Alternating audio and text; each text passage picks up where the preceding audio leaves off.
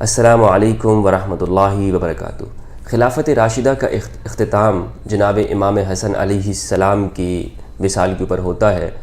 اور امام حسن علیہ السلام نے اپنی زندگی کے اندر ہی وہ جناب معاویہ کے ساتھ صلح کر لی تھی۔ اس صلح کے دن کو عام الجماعہ کا نام دیا گیا ہے، یعنی اجتماعیت کا دن، اور اسی وجہ سے اہل سنت اپنے ٹائٹل میں الجماعہ کا اضافہ کرتے ہیں اور اہل سنت والجماعت کہا جاتا ہے، یعنی اجتماعیت کو ماننے والے۔ تو امام حسن علیہ السلام نے جس دن صلح کی، جو صلح کی ہے وہ چند شرائط کے ساتھ ہے۔ آج بہت سارے لوگ بات کرتے ہیں صلح حسن کہ امام حسن نے صلح کر لی ہے تو لہٰذا وہ دوسرا گروہ ٹھیک ہو گیا، یعنی ساری وہ باتوں کو چھوڑ کر صرف اسی ایک بات کو لے لیتے ہیں کہ جی صلح حسن ہو گئی ہے تو امام حسن سے تم بڑھ کر ہوگے جو ان اختلافات کو یاد کرتے ہو۔ تو ہم یہی بات کرتے ہیں کہ اگر آپ صلح حسن کو پڑھ لیں، صلح امام حسن آپ نے میرے خیال میں پڑھی نہیں ہے، آپ ان تمام شرائط کو پڑھیں گے تو آپ کو پتہ چلے گا کہ خرابی کہاں سے شروع ہوئی ہے، اور پھر آپ کے آنکھوں سے پردے ہٹ جائیں گے۔ تو آج میں صرف ایک ہی شرط کے اوپر یہاں پہ بات کروں گا، اور اس کے آگے پھر جتنے بھی واقعات تاریخ اسلام کے اندر ہوتے ہیں پھر آپ وہ دیکھیں گے کہ اس شرط کو پورا نہ کرنے کی وجہ سے اگر وہ جو صلح امام حسن علیہ السلام ہے جو شامیوں کے ساتھ کی گئی ہے، اگر اس پر پوری طریقے کے ساتھ جناب معاویہ اس پر عمل کر لیتے، اس کی روح کے اوپر عمل کر لیتے، تو آج تک یہ جتنے بھی جو کچھ تاریخ اسلام کے اندر ہوا یہ نہ ہوتا۔ وہ شرائط کیا ہیں؟ اس میں سے ایک شرط، پہلی شرط تو یہ تھی کہ جو فیصلے ہوں گے، یعنی جو امام حسن اپنے اس خلافت کے حق سے دستبردار ہو رہے ہیں اور جناب معاویہ کے حق میں دستبردار ہو رہے ہیں، تو یہ کچھ شرائط ہیں۔ پہلی شرط یہ ہے کہ جو بھی فیصلہ کیا جائے گا، شامی حکومت جو بھی فیصلہ کرے گی وہ کتاب اللہ اور سنت رسول پہ کرے گی، نمبر ایک۔ اب یہ کتنی پوری کی گئی ہے نہیں کی گئی ہے، آپ واقعات کا اندازہ لگایا جاتا ہے کہ اس شرط کو کتنا پورا کیا گیا، لیکن جو اہم شرط ہے وہ یہ ہے کہ جب جناب معاویہ کا انتقال ہو جائے گا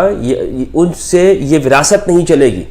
یہ جو خلافت کا معاملہ ہے، حکومت کا معاملہ ہے، یہ وراثت نہیں چلے گی، یعنی وہ اپنے بیٹوں کو منتقل نہیں کریں گے بلکہ جناب امام حسن کے پاس واپس آ جائے گی، اور یہ صرف اور صرف ایک محدود مدت، یعنی جناب معاویہ کی زندگی تک کے لیے ان کو یہ حکومت دی جا رہی ہے۔ یہ جو دوسری شرط ہے اس کو اب آپ دیکھیے کہ آگے کیا اس کو پورا کیا گیا ہے؟ نہیں پورا کیا گیا۔ جس نے بھی تاریخ کا مطالعہ کیا ہوگا، واقف ہوگا، وہ اس بات کو اچھی طرح سے جانتا ہے کہ جناب امام حسن علیہ السلام انہیں کچھ ہی دنوں بعد زہر دے کر شہید کر دیا گیا، اور پھر انہیں کس طرح سے ان کے جنازے کے ساتھ جو کچھ ہوا اور کیسے شہید کیا گیا، گھر کے اندر ہی روایات کے اندر آتا ہے کہ بیگم کے ذریعے ہی انہیں زہر دلایا گیا وغیرہ، پوری تاریخی بات ہے۔ لیکن زندگی کے اندر یعنی امام حسن نے جو یہ شرط لگائی تھی، اس میں آپ دیکھیں تو معاویہ سے یعنی عمر میں کم تھے، اور جس عمر میں جناب امام حسن کا انتقال ہوا ہے اس عمر کے اندر یعنی طبی جو آپ کا انتقال تھا طبی نہیں تھا، بلکہ آپ کو کیا دیا گیا تھا؟ آپ کو زہر دیا گیا تھا، تاکہ وہ جو شرط ہے وہ کسی طرح سے وہ ان کے حق میں پورا نہ ہو سکے۔ اب یہ کس کے فائدے کے اندر جا رہی ہے؟ یہ جو بھی اس شرط کو جانتا ہوگا اسے سمجھ میں آ سکتی ہے، آسانی کے ساتھ سمجھ میں آ سکتی ہے کہ اس کے اندر کس کا ہاتھ ہو سکتا ہے، کون ملوث ہو سکتے ہیں۔ بہرحال اس کی تفصیل میں نہیں جاتا ہوں۔ یہاں پہ ایک اور بات یاد رکھیے گا کہ جب امام حسن کا وصال ہو جاتا ہے، انتقال، تو اب جو ہے وہ یہاں پر بات ختم نہیں ہو جاتی، بلکہ جناب معاویہ اپنی زندگی کے اندر ہی یزید کو خلافت کے لیے نامزد کر دیتا ہے، اور یزید کی خلافت کے لیے مروان بن الحکم کو حکم دیتا ہے کہ مملکت اسلامیہ کے اندر تمام گورنروں کے پاس جائے، تمام بڑے بڑے لوگوں کے پاس، بڑے قبائل کے اندر، اور یزید کی جو نامزدگی ہے اس کو پیش کرے اور اس کے لیے لوگوں سے بیعت لے۔ یہ تو اس شرط کی کیا تھی؟ کھلم کھلا خلاف ورزی تھی۔ اب اس کے اوپر ہی آگے جا کر واقعہ کربلا بھی ہوتا ہے، اس شرط کو یعنی جو پورا نہیں کیا گیا، جو خلاف ورزی کی گئی، اس پر امام حسین، یعنی آگے آپ جتنے بھی واقعات دیکھیں، زیدیہ کا خروج ہے، مختار ثقفی کا ہے، بنو عباس کی حکومت ہے، پھر آگے جتنے بھی جو واقعات ہوتے ہیں تاریخ میں جو اونچ نیچ آج تک جو شیعہ سنی کے مسائل ہیں وہ یہیں سے سارے شروع ہو رہے ہیں۔ تو اس کو ہم نے خاص طور پر اسی لیے اسٹڈی کرنا ہے کہ لوگ بہت ساری باتیں کرتے ہیں کہ جی جناب آپ صلح حسن کو پڑھ لیں، صلح حسن کو دیکھ لیں، تو ہم کہتے ہیں کہ آپ اس کو پڑھ بھی تو لیں، صرف نام لیتے رہتے ہیں صلح حسن، پڑھ تو لیں اس کو کہ اس میں ہے کیا۔ تو یہ بات ہے کہ جو بتائی نہیں جاتی ہے. اور پھر کس طرح سے وہ یزید کے لیے بیعت لی جاتی رہی مروان بن حکم کے ذریعے. مروان آپ کو دیکھیں وہ ہے کہ جس کے لیے آپ صلی اللہ علیہ وآلہ وسلم نے اس کے والد کو حکم کو آپ نے اس کو لعنت اس کے اوپر کی اور اسے مدینہ سے جلا وطن کر دیا تھا. اور وہ کرتا کیا تھا وہ کام مروان کا باپ؟ وہ یہ کرتا تھا کہ جب سرکار دو عالم صلی اللہ علیہ وآلہ وسلم آپ راہ میں چلتے تھے تو وہ پیچھے سے آپ کی نقلیں اتارتا تھا. تو آپ صلی اللہ علیہ وآلہ وسلم کو پروردگار نے یہ معجزہ عطا کی اور ایسی آنکھیں عطا کی تھی میرے حبیب کو، اپنے حبیب صلی اللہ علیہ وآلہ وسلم کو، کہ آپ جس طرح آگے دیکھتے تھے اسی طرح آپ پیچھے بھی دیکھا کرتے تھے. سبحان اللہ. اور آپ نے دیکھا کہ حکم میرے ساتھ کس طرح سے جو ہے وہ نقلیں اتار رہا ہے، تو آپ نے اس پر لعنت کی. اور اسی لیے علماء نے کہا ہے کہ مروان کے لیے کہ تم پر اس وقت لعنت ہوئی کہ تم ابھی پیدا بھی نہیں ہوئے تھے، تم اپنے باپ کی پیٹھ میں تھے. یہ شخص مروان بن حکم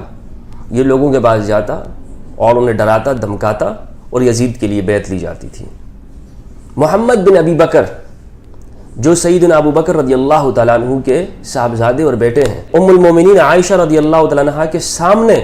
مروان بن حکم نے جھوٹ بولا، قرآن کی آیت کو غلط طور پہ فٹ کیا، جسے عام طور پر ہمارے ہاں لوگ آج کل کرتے ہیں، اپنے مخالفین کے اوپر آیتیں چسپا کرتے ہیں اور غلط طور پہ فتوے لگا دیتے ہیں. یہ مروان بن حکم کا طریقہ ہے. مروان بن حکم نے محمد بن ابی بکر کو، آپ دیکھیں کہ جو لوگ کہتے ہیں کہ جی صحابہ کرام کیا انہیں محمد بن ابی بکر رضی اللہ تعالیٰ عنہ یہ بھی صحابی ہیں، ان کی صحابیت کا خیال نہیں آتا؟ اور محمد بن ابی بکر خال المؤمنین ہیں، پوری امت کے ماموں ہیں. جو اصل خال المؤمنین ہیں ان کا تو نام نہیں لیا جاتا. تو محمد بن ابی بکر کو اس نے کہا کہ ام المؤمنین عائشہ رضی اللہ عنہا کے سامنے کہ یہ تو وہ شخص ہے کہ جس کے بارے میں قرآن کی یہ آیت نازل ہوئی ہے کہ جو اپنے والدین کو اف کہتا ہے. سورہ احقاف کی جو آیت نمبر 17 ہے، والذی قال لوالدیہ اف لکما اتعداننی ان اخرج، وہ شخص کہ جس نے اپنے والدین سے کہا اف ہو تمہارے لیے، کیا مجھے دوبارہ سے اٹھایا جائے گا. تو یہ آیت اس نے فٹ کر دی کہ جو ایک کافر کے بارے میں نازل ہوئی ہے، کہ جس کا مضمون بتا رہا ہے کہ یہ کافر کے اوپر اتری ہے، کہ یعنی ایک وہ شخص کہ جو اپنے دوبارہ جی اٹھنے سے انکار کرتا ہو، وہ اپنے والدین سے کہہ رہا ہے اف ہو تمہارے لیے. تو اسے جب فٹ کی